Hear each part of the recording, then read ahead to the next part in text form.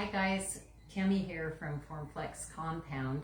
Happy Wednesday. I hope everybody's ready for the holidays. I'm not, but that's beside the point. I'm here today just to show you, I had a terrific response to the snowman that I made, and I was just going to show you some of the elements of what I used on this. I've already done a video. I kind of showed the sleigh at the beginning and that it was broke, and I finished that up. And basically all I did was take a dollar store tree, stick a dollar store tree in it, added some molds. I'll take pictures of this because the back of it's really pretty as well. I did use the ballerina slippers, several different molds on here. I made some, made a tassel, just hung some bells from it. I showed you the rope that was from the dollar store that you could separate into 3 pieces and then just kind of hand crochet it. And so anyway, this is the results of all that. I took and made castings and put them on a stick and stuff just to stick inside the tree. So anyway, this was a fun piece to make. What I'm gonna do with it, I don't know. And once I start something, it's like I need this whole vignette to go with it. And that's kind of how all of this became. So what I did here is I just took a cone from the dollar store, one of those dollar cones, and I believe you get like 6 in a package of a little greenery, and I wrapped it with the greenery. I used the reindeer mold. You guys, this mold is from Amazon, and it's this one right here. I absolutely love this mold. I used it last year a lot as well. It's easy to do. There's just so many possibilities with it, and I think it would be so cute, like on a sleigh with a reindeer and then maybe a Santa face or something. But this is from Amazon. Then I took the dollar store cone, wrapped the greenery around it. I didn't even glue it, I just stuck it in. And then what I did, I needed more height on it, because that cone from the dollar store, I'd say what's about maybe 6.5 inches, 8. I don't think it's 8 inches because I had to add to the top. But it didn't even take one whole pack of greenery. Then what I did here was I took an empty spool of ribbon, and this is this part, and I just added Formflex molds around it and created that to give it more height, and then I glued it onto a candlestick. And all I did was I just sprayed the inside, this one of the candlesticks, with glass-like stuff. And then this one here, again, I just needed one more piece to finish up everything.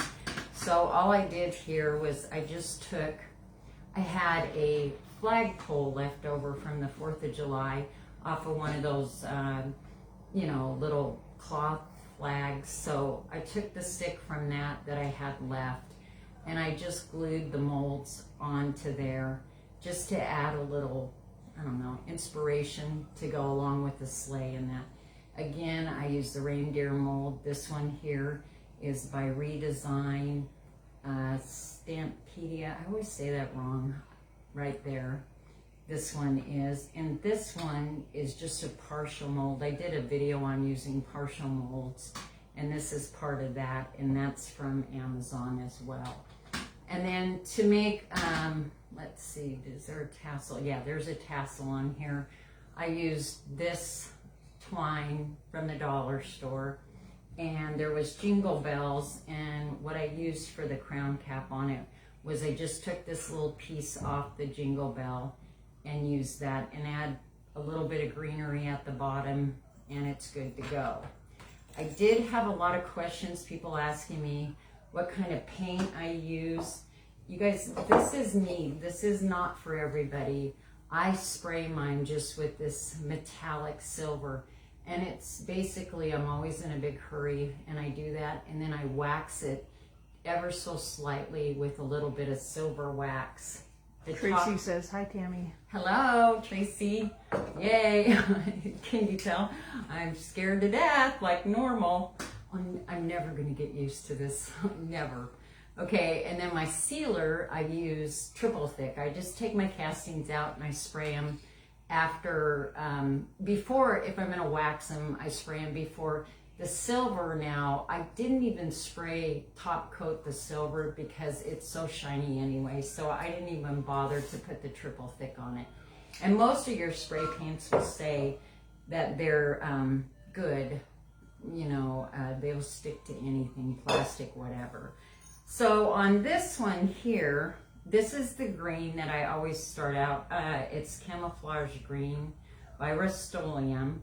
And I always take my green castings out and I just spray them quick with this. Then I go back in and I dry brush them with white. Can you see that in camera? Yeah. Okay, so that's what I do here on the greenery. I always just dry brush it. Chris says, hi, Tammy. Hello. Thanks, you guys.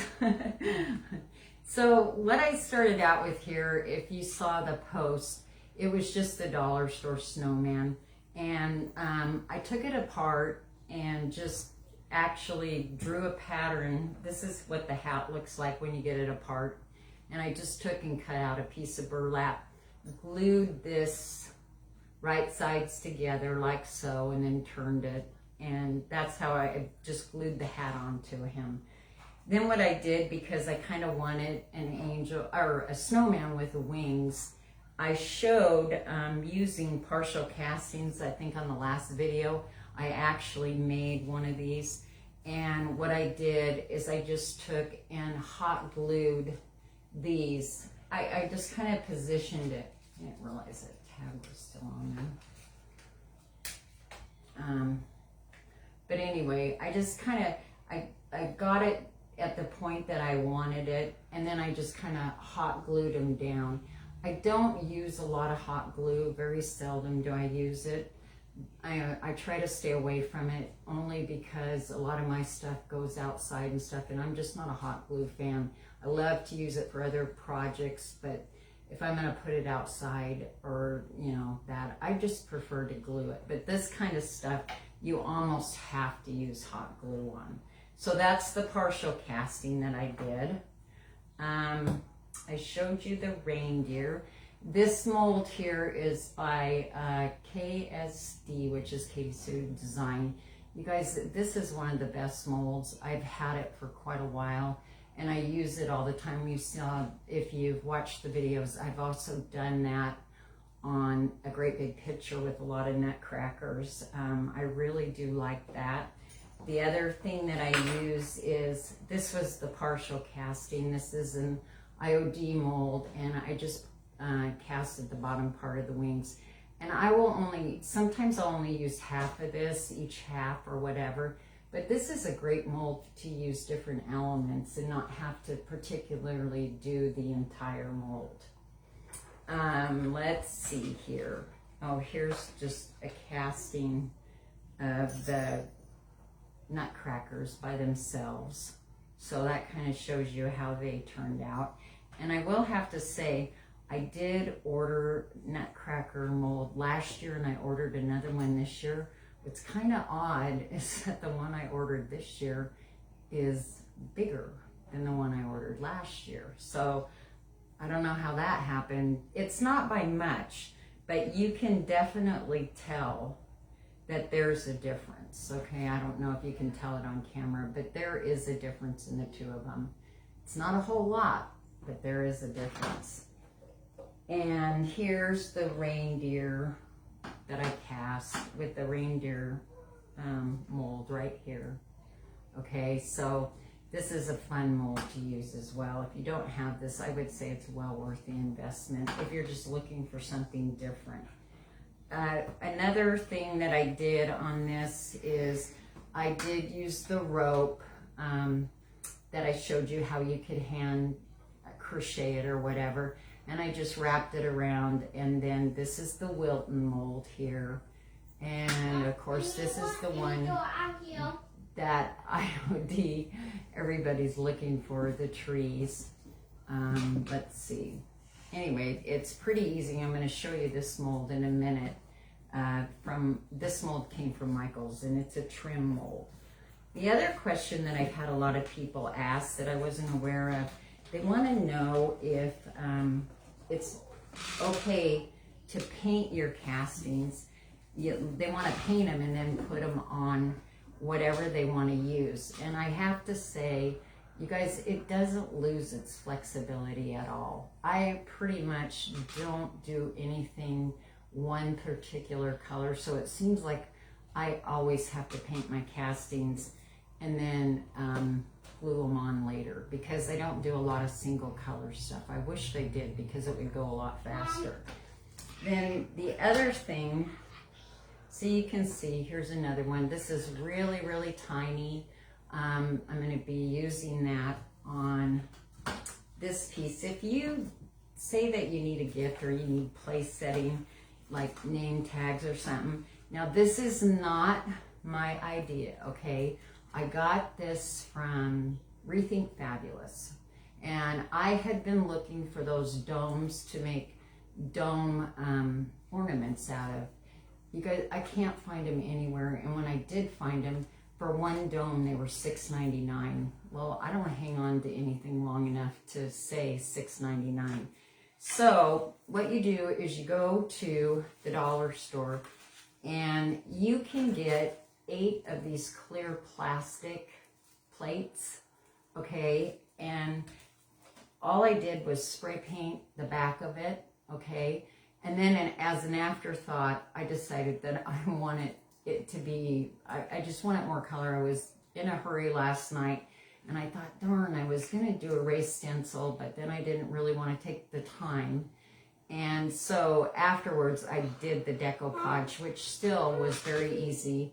And that's just a piece of tissue paper. Then what I'm going to do is I'm going to put this on top of here. I'm going to put snow in it and some diamond dust, so that when you shake it, you'll be able to see. We got munchkins. That's my grandson. And I'm just going to take Formflex castings, and I'm going to put some gold and stuff on them, and I'm going to glue it around like so. That's going to be the next slide. I'm going to finish this up.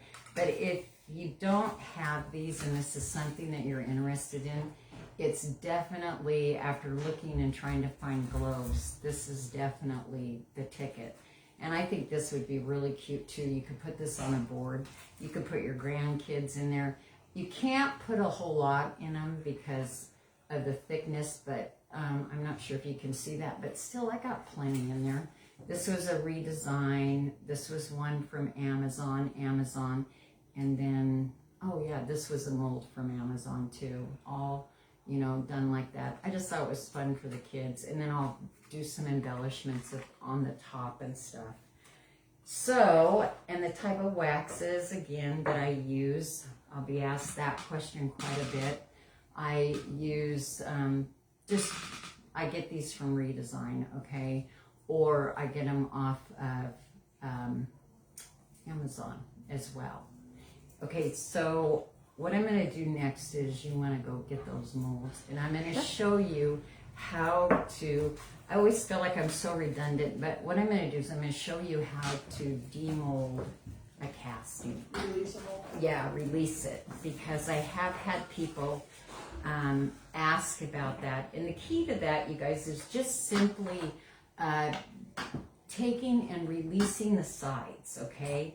As long as you release the sides and you take them out, as soon as they come out of the freezer, you will never, ever have a problem. And I think the key also is learning when to use gravity, and then learning how to use them so that gravity works with you by flipping a mold over and taking it out this way, or versus popping, releasing the sides like this. Even if you're going to use gravity, you still want to release your sides, okay?